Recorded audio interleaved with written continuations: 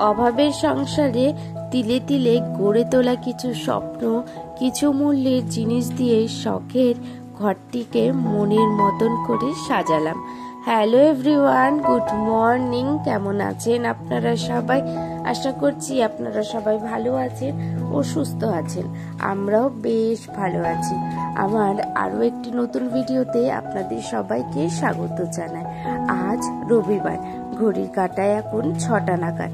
এখন থেকে আপনাদেরকে সাথে নিয়ে আজকের ভিডিওটি শুরু করলাম। আশা করছি আজকের ভিডিওটি আপনাদের বেশ ভালো লাগবে। ঘুম থেকে উঠেছি, তখন বাজে 4:30। তো 4:30 সময় উঠে আগে বাসি কাজগুলোকে সেরে নিয়েছি। বাসি কাজগুলোকে সেরে নিয়ে কিছুক্ষণ না বসেছিলাম। তো এরই মধ্যে তাতানের পাপা ঘুম থেকে উঠে গেছে। আর আজ যেহেতু ভেবেছিলাম ঘরটিকে একটুখানি গোছাবো, দুদিন ধরে ঘরটাকে গোছানো হচ্ছে না। দেখুন সমস্ত জিনিসপত্র এলোমেলো হয়ে রয়েছে। ওই কারণেই ভাবলাম কি আজকে একটুখানি তাড়াতাড়ি এই কাজগুলো করি, অন্য কাজগুলো না সেরে। তো ওই জন্য সকালের থেকে আর কোনো রকম ভিডিও করিনি, এখন থেকে ভিডিওটি অন করলাম। এই যে দেখুন, সবার প্রথমে নিজের জামা প্যান্টগুলো গোছালাম। আগের দিন রাত্রেবেলা কিছু জামা প্যান্ট গোছানো হয়েছিল, সেগুলোকে আর যেখানে জিনিস সেখানে রাখা হয়নি। তো সেই জন্য আজকে আগে সবার প্রথমে এই কাজটি শুরু করলাম। প্রথমে নিজে আলনাতে কিছু জামা প্যান্ট রেখেছি, তারপরে মাদের জামা প্যান্ট ছিল, বাবার কিছু জামা প্যান্ট ছিল, সেগুলোকে গুছিয়ে নিয়েছি। এদিকে দেখুন এরপরে কি করেছি, তাতানের সমস্ত জামা প্যান্টগুলো একটুখানি গুছিয়ে নিচ্ছি। তাতানের জামা প্যান্টও অনেকগুলো ছিল, তো সেই জন্য বাস্কেটটাকে ভালোভাবে ঝেড়ে মুছে গুছিয়ে নিলাম। আর কিছু দেখুন বাইরে জামা প্যান্ট রাখলাম, ওগুলোকে তাতান ঘুম থেকে উঠলে পরাবো। এই যে তারপরে কিছু অ্যামাজনে হাগিস আর টিট অর্ডার করা হয়েছিল। এটা আমি প্রত্যেক মাসে করে থাকি, তাহলে আমার একটুখানি অল্প পয়সা কিন্তু সঞ্চয় হয় বলতে পারেন। কারণ কি একবারে একসাথে কিন্তু অর্ডার করলে অনেকগুলো জিনিসই কম দামে পাওয়া যায়। কি করব বলুন, অভাবের তো সংসার, সঞ্চয় না করলেও তো নয়। তো সেই জন্য সমস্ত জিনিসগুলো চেষ্টা করি একটুখানি সঞ্চয় করে করার, তাহলে নিজেরও একটু অভাব কিন্তু দূর হয় বলতে পারেন। এদিকে দেখুন টিস্যুগুলোকে সমস্তগুলো রেখে দিয়েছি বাস্কেটটার মধ্যে, আর একটা টিস্যু রেখেছি ওপরে, ওটা ডেলি ইউজ করবো, যে যখন শেষ হবে পরে ওইগুলো নেব। তো তারপরে চলে এসেছি শোকেসগুলোকে গোছাতে। আজকে বললাম একটুখানি ঝাড়া পোছা করব, সেই জন্য দেখুন শোকেসের সমস্ত জিনিসগুলোকে বাইরে বের করে নিয়েছি। তো তারপরে প্লাস্টিকগুলোর ওপরটাতে একটুখানি মুছে নিচ্ছি, উপরে শোকেসটাও মুছে নিয়েছি। তো এদিকে দেখুন কালকে বললাম আগের দিন কিছু মেলা থেকে কাপ নিয়ে এসেছিলাম, সেগুলোকে গোছাবো, মেলার কাপগুলোকে। তো সেগুলো যদি এখন না গোছানো হয় না, তাতান দেখলে এগুলোকে টেনে টেনে না ভেঙে দেবে। তারই মধ্যে একটা জিনিস তো ভেঙে দিয়েছে, আর কি বলবো, ওই কারণে আগে ভাবলাম সকালবেলাকে এই কাজগুলোকে শেষ করি। এদিকে দেখুন প্রত্যেকটা কাপ কিন্তু সুন্দর করে গুছিয়ে আমার সাজানো হয়ে গেছে। এরপরে এই শোকেসটাকে লাগিয়ে দিচ্ছি।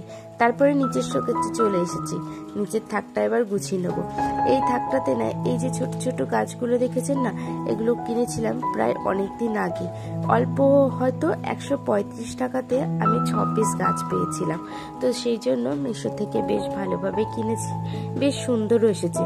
কি বলুন তো, অল্প আয়ে কিন্তু জিনিসপত্র কিনলেও দেখে শুনে কিনতে হবে, সেটা কিন্তু সুন্দরই হয়। তো এদিকে দেখুন ঘরটাকে ভালোভাবে গুছিয়েছি, ঝেড়ে টেরে চলে এসেছি ছাদে। কারণ কি তারপর আর ভিডিও করা হয়নি, তাতানের পাপা ঘরে এসেছে ওই জন্য। এই যে ছাদে এসেছি, স্নানটাও একেবারে সেরে নিয়েছি। তখন বাজে 8:30 নাগাদ। এসে এই যে দেখুন সবার প্রথমে জামা প্যান্টগুলো মেলে দিচ্ছি। বললামই ঘরটা পুরো গুছিয়েছি, ওই কারণে কি করেছি বেড কভার থেকে শুরু করে সমস্ত জিনিসই একবারে বের করে নিয়েছি। এদিকে জামা প্যান্টগুলোকে মেলে দিয়ে ঠাকুর প্রণামটা সেরে নেবো। সবার প্রথমে তুলসী তলায় জল দিয়ে দিচ্ছি, তুলসী তলায় জল দিয়ে এরপরে তুলসী তলায় প্রণামটা সেরে ঠাকুর প্রণামটা সেরে নেবো, তারপরে নিচে যাবো। তো এদিকে ঠাকুর ঘরে ঢুকে দেখি মা আমসত্ত্বগুলো রোদে দিতে ভুলে গেছে। মেন মা এখনো ছাদে আসেনি, সেই জন্য তো আমি ভাবলাম এসেছি যখন আমি আমসত্ত্বগুলো রোদে দিই। এই যে আমসত্ত্বগুলো রোদে দিয়ে নিচে চলে এসেছি। নিচে এসে মা নিয়ে এসেছিল বাটা মাছ। তো মা বললো কি একটুখানি কেটে নাও, কেটে ধুয়ে রান্না করে নাও। তো এইদিকে দেখুন বাটা মাছগুলো কাটা হয়ে গেছে, ভাজাও হয়ে গেছে কিন্তু। তারপরে রান্নাটাও বসিয়ে দিচ্ছি। সবার প্রথমে তেল দিয়ে কালো জিরে ও সাদা জিরে দুটোকেই ফোড়ন দিলাম। এদিকে দেখুন ফোড়ন দিয়ে ভাজা যে হয়ে এসেছে, তারপরে সমস্ত আলুগুলোকে ছেড়ে দিচ্ছি। আলুগুলো দেওয়ার পরে একটা দুটো নাড়া দেব। নাড়া দেওয়ার পরে কিন্তু টমেটোটা দিয়ে দেবো, কারণ কি টমেটোটা এখন দিলে বেশ ভালোভাবে কিন্তু সিদ্ধ হয়ে যাবে। এদিকে দেখুন টমেটোটা কিন্তু আমি দিয়ে দিয়েছি, তারপরে নাড়া দিয়ে বেশ কিছুক্ষণ ঢেকে রাখবো। ঢেকে রান্না করলে কিন্তু জিনিসটাও বেশ তাড়াতাড়ি সিদ্ধ হয়, আর আমার গ্যাসটাও কিন্তু কম পড়ে। এইভাবেই কিন্তু আমি ঢেকে রান্নাটা সবসময় করা পছন্দ করি, তাতে কিন্তু আমার অনেকটা সঞ্চয় হয়। এদিকে দেখুন ঢেকে রান্না করার পরে কিন্তু যে আলুটা একটু নরম হয়ে এসছে, এর মধ্যে নুন আর হলুদ দিয়ে বেশ ভালোভাবে ভেজে নিচ্ছি। ভাজা হয়ে গেলে জিরের গুঁড়ো, আদা বাটা, লঙ্কা বাটা আর লঙ্কার গুঁড়ো দিয়ে বেশ ভালোভাবে মশলাটাকে কষিয়ে নেব।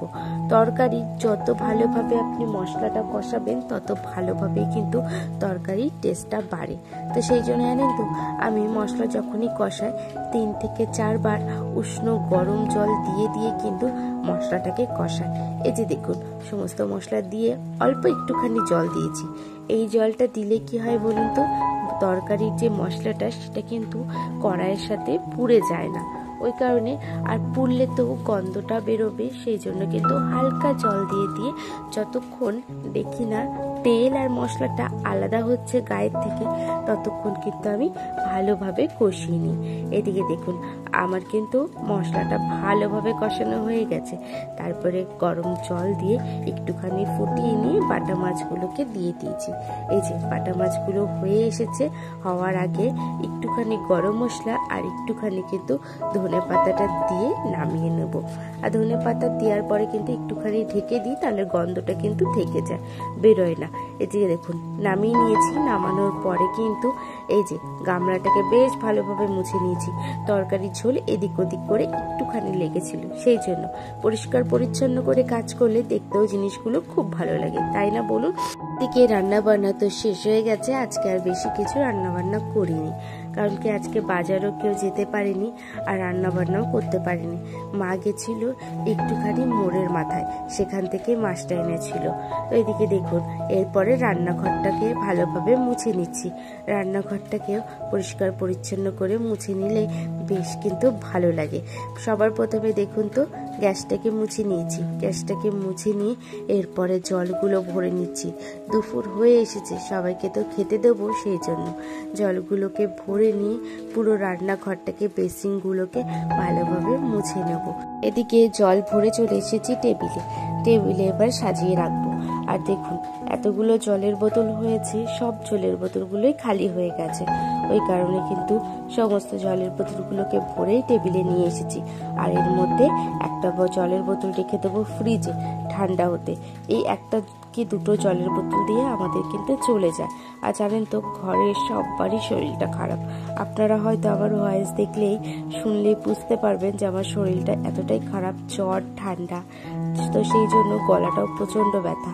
আর ওই কারণে কিন্তু কদিন ধরে আমি কোনো রকম ভিডিও করতে পারছি না, আর ভিডিও আপনাদের শেয়ারও করতে পারছি না, আর ভয়েস ওভার তো দিতেই পারবো না। তো আজকে যতটা পারছি ওই কারণেই কিন্তু দিয়ে দিলাম। এই যে সবার প্রথমে কিন্তু আমি ঘরটাকে মুছে নিয়েছি। মুছিয়ে দিয়ে এরপরে কি করছি, ঘরগুলোকে ঝাড় দিয়ে নেবো। একেবারে বিকেলের কাজটাও সেরে নেব। এরপরে ভাবলাম কি একটুখানি গায়ে জল দেব, তো ওই জন্য ভাবলাম কি বেলাবেলি গায়ে জলটা দিয়ে দিই। তখন ঘড়িতে এখনো 2টোর মতন বাজেনি। এরপরে 4টের দিকে এই শরীর খারাপের মধ্যে জল দিলে কিন্তু তাহলে আরও ঠান্ডা লেগে যাবে। ওই কারণেই বিকেলের কাজটাও একেবারে সেরে নিয়েছি। দেখুন ঘরটাকে ঝাড় দিয়ে নিয়েছি, আর ঘরটা ঝাড় দিয়ে চলে এসেছি বাইরেটাকেও ঝাড় দিতে। এদিকে বাইরেটা ঝাড় দিয়ে ছাদে চলে এসেছি। ছাদে এসেছি সমস্ত জামা প্যান্টগুলোকে তুলে নেব, আর কিছু কাজ আছে সেগুলোকেও একবারে করে নেব। এদিকে দেখুন জামা প্যান্টগুলো প্রায় আমার তোলা কমপ্লিট হয়ে এসেছে। তারপরে তুলে নেব ওই যে সকালবেলা যে আমসত্ত্বগুলো রোদে দিয়েছি সেইগুলোকে। এই যে দেখুন আমসত্ত্বগুলোকে উঠিয়ে নিচ্ছি। যা গরম পড়েছে দেখছি হাতই দেওয়া যাচ্ছে না থালাগুলোতে। আমসত্ত্বগুলো তুলে ঠাকুর ঘরে দিয়ে এসেছি।